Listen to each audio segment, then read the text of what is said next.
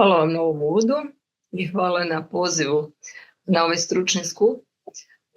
Ono što me je vjerojatno kvalificiralo da sam ovdje s vama je zapravo dugogodišnji rad u Poliklinici za prevenciju kardiovaskularnih bolesti na odjelu za rehabilitaciju srčanih bolesnika. Dakle, tamo sam skoro 30 godina.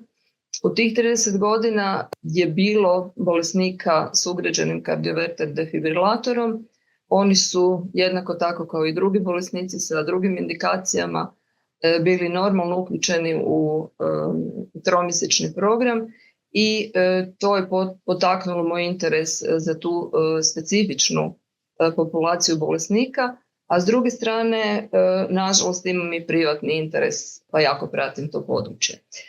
Ono što ću ja danas pokušat ću osvijetliti ovu problematiku s pozicije psihologa i malo rasvijetliti situaciju sa psihološkim reakcijama na aritmije, s naglaskom na aritmije, odnosno na problematiku bolesnika s ugrađenim kardioverter defibrilatorom, jer su oni zaista posebna skupina. A ja ću probati pokazati što je to normalno u aspektu dijapazonu psiholoških reakcija, što su pretjerane, prekomjerne ili neprikladne, odnosno patološke reakcije, kako ih možemo prevenirati svi skupa i kako ih onda psiholog koji radi u tom sustavu zdravstvene psihologije, kako može tretirati, a isto tako kada je potrebna pomoć psihijatra. Ono što bolesnik doživljava za vrijeme aritmije opisat ću vam naravno svojim riječima. Ono što prepoznajemo da je riječ o određenoj tjelesnoj neugodi koju će on doživjeti svatko od njih na svoj način. Naravno, bit će tu i riječi kao što je bubnjanje, lupanje, zastekivanje, reći će vam poziciju gdje to točno osjećaju. Ono što je zajedničko znači da oni jedan relativno neutralan tjelesni osjet zapravo dožive kao tjelesnu neugodu, a svaka tjelesna neugoda za posljedicu ima i emocionalnu reakciju, to je najčešće emocionalna reakcija straha. Dakle, što je veća procijenjena opasnost, to će biti i veći intenzitet straha. Zašto je to važno shvatiti? Važno je kasnije i kod pacijenata koji imaju ugrađen kardioverter defibrilator, koji zaista jesu u životnoj opasnosti, koji zaista i imaju opravdan strah, dakle da malo bolje i njih upoznamo i da razumijemo zašto imaju određene emocionalne reakcije. Znači i kod benignih aritmija, kod ljudi koji zaista nemaju opravdanja biti prestrašeni i reagirati kao da je nešto ozbiljno, bez obzira na to oni će se tako možda ponašati, oni će tako doživljavati svoje aritmije i oni će opterećivati na određeni način zdravstveni sustav, bez obzira što im govorimo da njihova aritmija nije opasna, da je eventualno treba pratiti. Ono što je nama nevolja, da isto tako smo skloni i pacijenti i liječnici ili drugo zdravstveno osoblje, skloni smo pogreškama u komunikaciji. Pa će pacijenti griješiti na način da prešućuju svoju simptomatologiju i problematiku u kontaktu s liječnicima, da će govoriti preopćenito, da će reći nije mi dobro, slabo mi je, loše se osjećam. Isto tako ono što je iskustvo kod nas u poliklinici, da propuste bilježiti svoje smetnje tijekom 24-satnog praćenja EKG-a, popularno zvanog Holtera. A prema njihovim zapisima se također analizira njihovo stanje. Ako ništa ne upišu, neće se analizirati na taj način. S druge strane, zdravstveno osoblje može poručiti bolesniku nije vam ništa, to nije ništa. Nalazi su vam sasvim uredni, sve je u redu, smirite se. Ono što bolesnik onda čuje, ona me ne razumije. Ona uopće nije slušala da meni nije dobro. Naravno da je onda pogreška u komunikaciji takva da ima i posljedice. Ono što psiholog može ili što psihologija danas nudi, to je preporuka o kratkoj, jasnoj, jednoznačnoj, konkretnoj komunikaciji na konkretnoj razini, postavljanju konkretnih specifičnih pitanja i omogućavanju dvosmjerne komunikacije. Ako pacijent kaže nije mi dobro, ono što je specifično i u što bi zapravo trebalo pretvoriti taj odgovor u konkretan odgovor, kada, u kojim okolnostima i na koji način se loše osjeća. Dakle, kad liječnik kaže svi su nalazi uredni, nije vam ništa, on zapravo govori vaše lupanje srca nije ništa opasno, nije potrebno liječenje. Ono što je još dobro je naglasiti da bi liječnik trebao koristiti medicinska sestra, psiholog, kogod je u kontaktu s bolesnikom, istu terminologiju koju koristi i bolesnik za svoje lupanje srca. Ono što psihologija u terapijskom smislu treba kod takvih ljudi, treba prekinuti tu uzročno-posljedičnu vezu, odnosno zaključivanje da je svaka tjelesna neugoda opasnost i da strah kao emocija sama za sebe znači opasnost. Dakle, strah je samo interpretacija situacije kao opasne i onda emocionalna reakcija strahom. I sada prelazimo na područje, ajmo reći, ozbiljne ili ozbiljnije aritmologije, iako je za bolesnike sa benignim aritmijama, a koji ih subjektivno doživljavaju na opisan način, situacija ozbiljna. Dakle, u području smo kada je potreban kardioverter defibrilator kao način zbrinjavanja srčane bolesti bolesnika. Što istraživanja pokazuju svakako, i već je rečeno da kardioverter defibrilator smanjuje rizik iznenadne srčane smrti, odnosno poboljšava preživljavanje i da usporava napredovanje popuštanja srca kad su takvi bolesnici u pitanju. Ono što nadalje istraživanja pokazuju da život s kardioverterom zaista stresan, da je znatan dio bolesnika psihički ugrožen, odnosno ima nekakve ozbiljne psihičke posljedice, a s druge strane znamo da određena psihička stanja i poremećaj povećavaju rizik aktivacije kardioverter defibrilatora.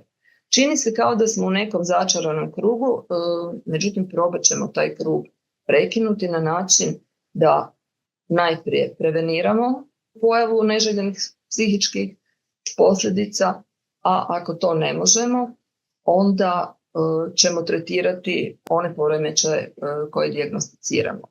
Zašto je život s kardioverterom stresan?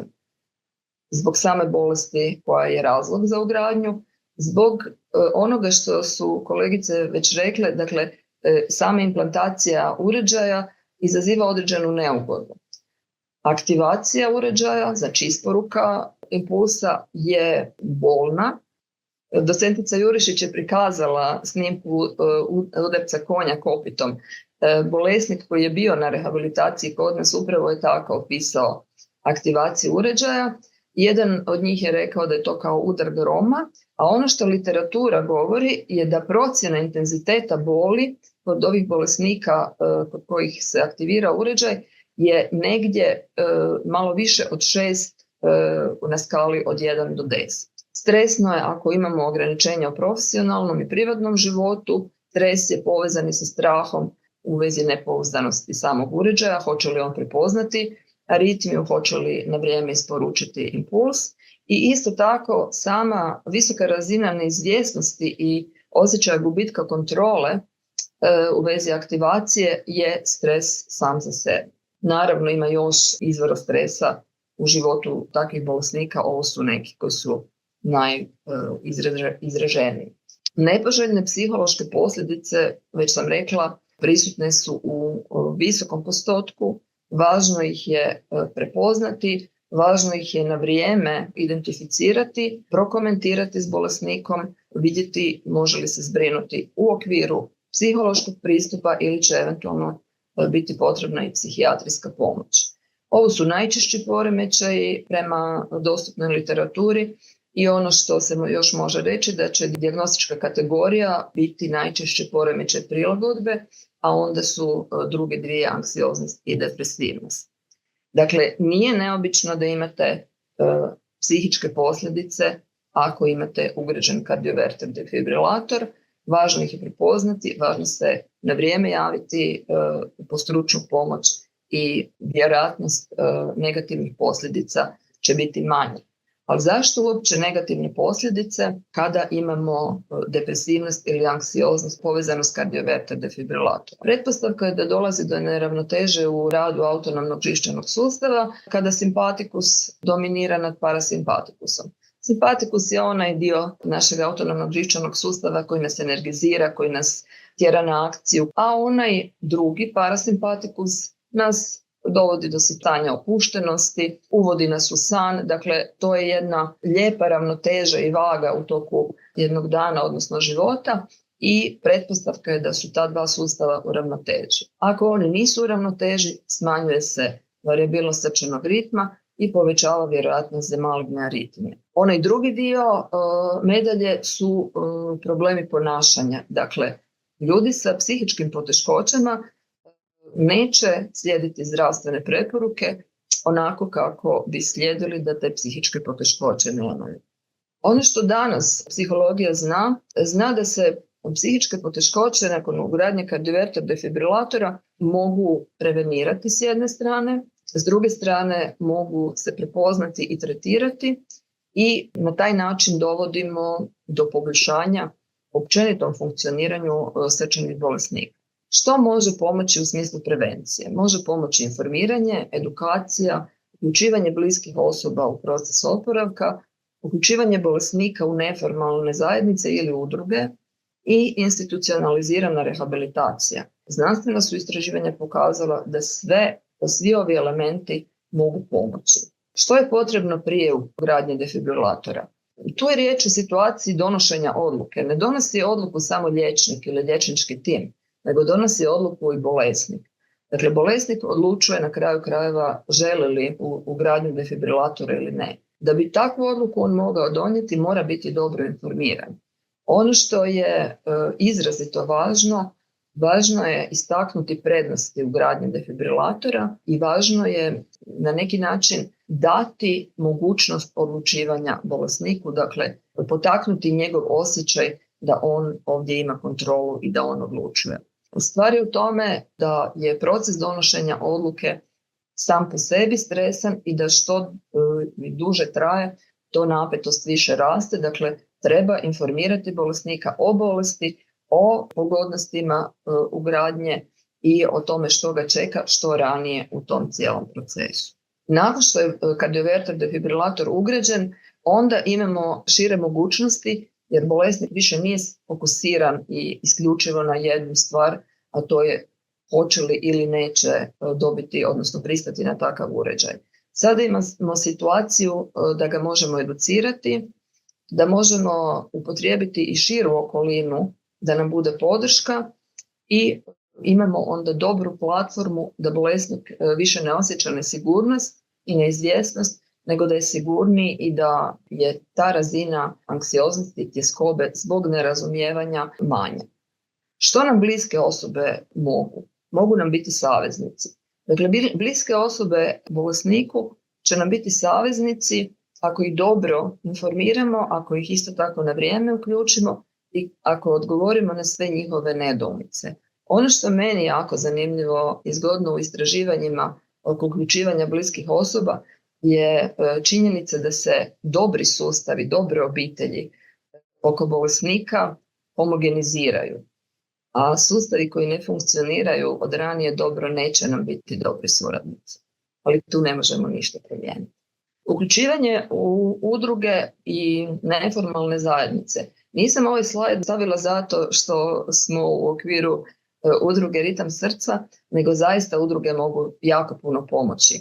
Ono što bih željela naglasiti da je ovog časa u našem društvu nekako nedobra atmosfera i nisu baš povoljni stavovi prema zdravstvu općenito, prema zdravstvenom osoblju, prema zdravstvenim, odnosno znanstvenim činjenicama.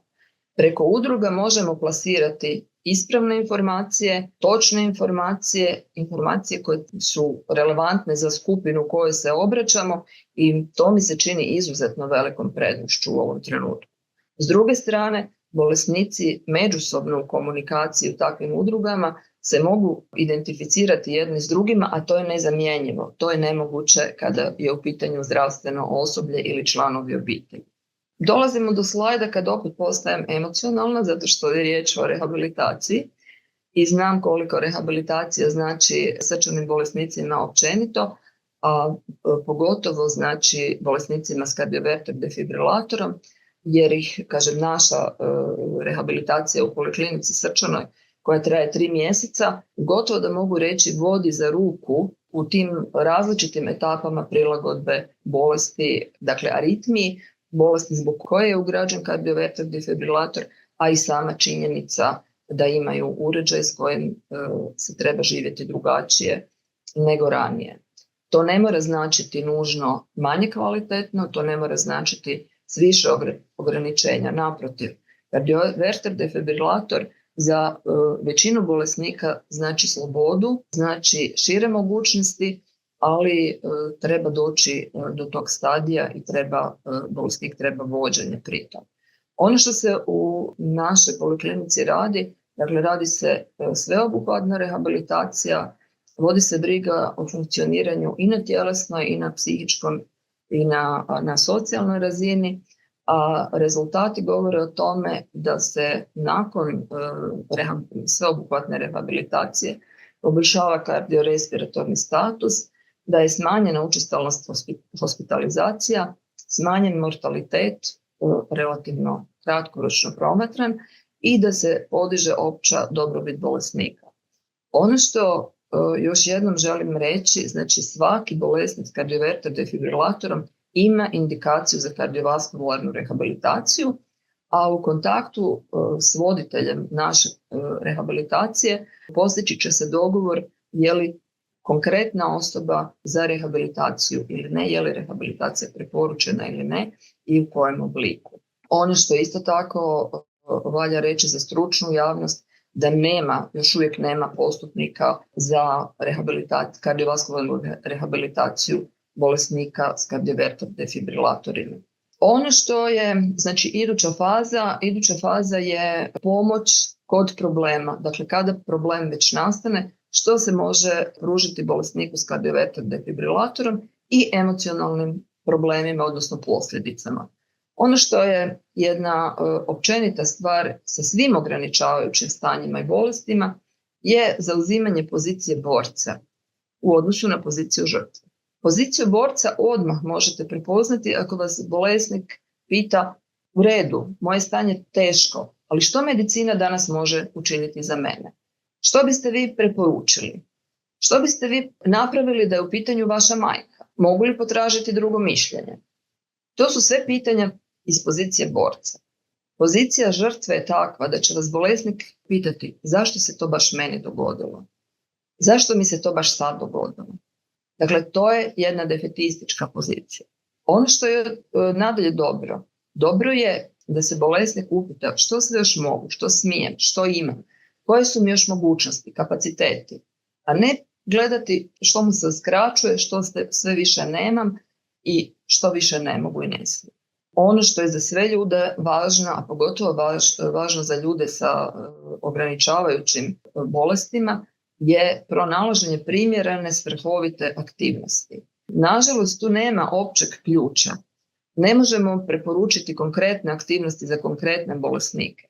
Većina nas govori o tome što sve oni ne smiju, a ne možemo reći konkretno što bi bila svrhovita aktivnost za pojedinu osobu. To osoba mora ili njegova okolina iznaći sama, međutim bilo koja svrhovita aktivnost je dobra. Ono što je nedavno istraživanje pokazalo sa osobama u umirovljeničkim domovima, da je kada su se brinuli o biljkama, bile su 2 skupine. Jedne su dali biljke da se moraju brinuti sami o njima, a u drugoj skupini o biljkama u njihovom prostoru se brinulo osoblje. Ljudi koji su se sami brinuli o svojim biljkama živjeli su duže. Nevjerojatno, ali takvo istraživanje postoji, možete ga pronaći. Odgovarajuća socijalna podrška svakako će doprinijeti dobrobiti i sve što bolesnik osjeća kao povećanje sigurnosti i izvjesnosti, a smanjenje neizvjesnosti će dovesti do psihološke dobrobiti. Ovdje je ukratko navedeno što psiholog konkretno radi kada postoji problem psihološke prilagodbe s bolesnicima. Isto tako tipične dijagnoze i tipični problemi na kojima se radi. I željela bih malo reći o poziciji s kojoj ja polazim u radu s bolesnicima s kardioverter defibrilatorom, isto tako u rehabilitaciji ostalih bolesnika sa srčanim problemima, a to je kognitivno-behavioralna teorija, odnosno terapija.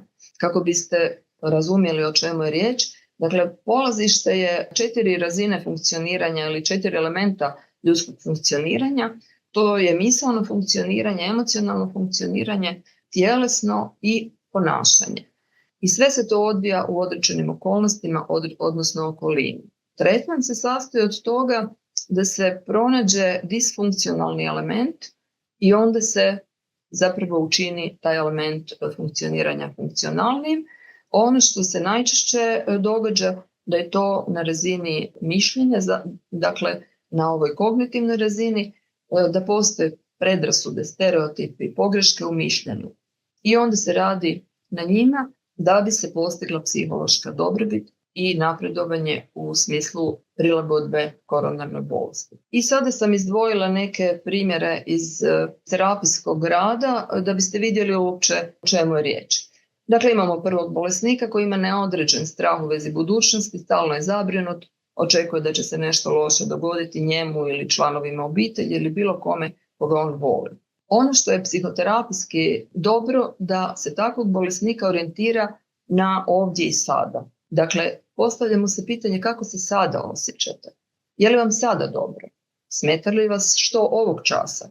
Najčešće je odgovor ne, ali onda kaže da, ali moj sin je otišao na put u Osijek i ja strepim hoće li se sretno vratiti. Isto tako ga se vraća na ovaj čas i pita je li nešto sada oko vas lijepo, dobro, veseli li vas nešto ovaj čas. Ono što je još moguće je kratka tehnika 5-4-3-2-1, da se usmjerimo na osjetila, da iskoristimo svoje osjetila i nabrojimo 5 stvari koje vidimo, 4 koje čujemo, da primijetimo 3 mirisa, da nešto dodirnemo, 2 različite stvari na okus i da nešto okusimo, ako je moguće nešto što volimo i što nam je ugodno. Drugi bolesnik se osjeća fizički loše ili psihički loše.